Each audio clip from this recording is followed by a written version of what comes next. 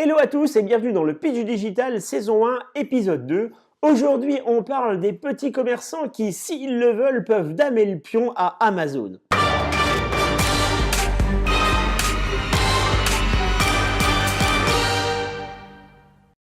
Depuis qu'Amazon est arrivé, on n'arrête pas d'entendre qu'il tue les petits commerçants, qu'il tue le commerce et que bientôt le Nearby Retail, c'est-à-dire le commerce du coin de la rue, va disparaître.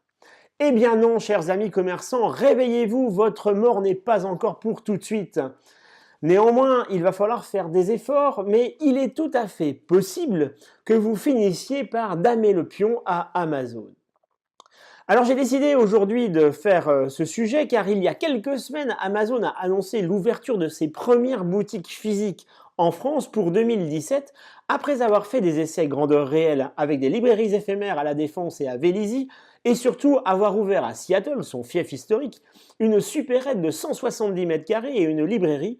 Amazon a clairement la volonté d'être un commerçant comme les autres. Eh bien, c'est une aubaine pour vous, les Nearby Retailers, car vous ne savez peut-être pas faire de la logistique comme Amazon, mais du commerce traditionnel sûrement mieux que l'intelligence d'Amazon. Par contre, seuls les meilleurs resteront, car à la médiocrité, le client final préférera l'efficacité de l'intelligence artificielle qui ne se pose pas de questions inutiles ou fait des réflexions désagréables. En effet, l'expérience client que vous pouvez apporter dans une boutique peut être bien supérieure, à condition d'avoir établi une vraie stratégie, d'avoir intégré le digital dans votre relation client et d'être le commerçant que vos clients attendent. Alors j'entends déjà ceux qui vont me dire le prix, toujours le prix, mais à cela je réponds le conseil immédiat, le produit immédiat, le service immédiat et surtout l'expérience client unique, vraie, palpable, non standardisée. Il y a vraiment matière à ce que le petit poussé botte les fesses du grand méchant loup. Et si vous, les commerçants de quartier, vous décidez de passer à la vitesse du digital et à la digitalisation de votre écosystème, eh bien les ingénieurs d'Amazon et les autres d'ailleurs auront du travail pour encore des années.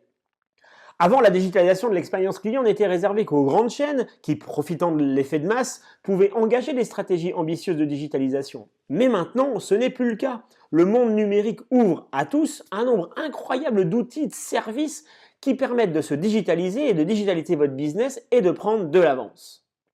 En conclusion, il est temps, car demain cela sera trop tard, bien entendu, et les meilleurs, c'est-à-dire ceux qui auront compris cette nécessaire remise en cause de leur écosystème, s'en sortiront et probablement en sortiront vainqueurs et renforcés. L'avènement de la Smart City et des villes connectées de demain vont également considérablement faciliter cette transformation, mais qu'à la condition d'y avoir déjà réfléchi et d'y être prêt. Alors j'espère que cela vous a donné envie de foncer et j'attends vos commentaires et vos questions, de surcroît si vous êtes commerçant et que vous vous interrogez d'ores et déjà sur toutes ces questions.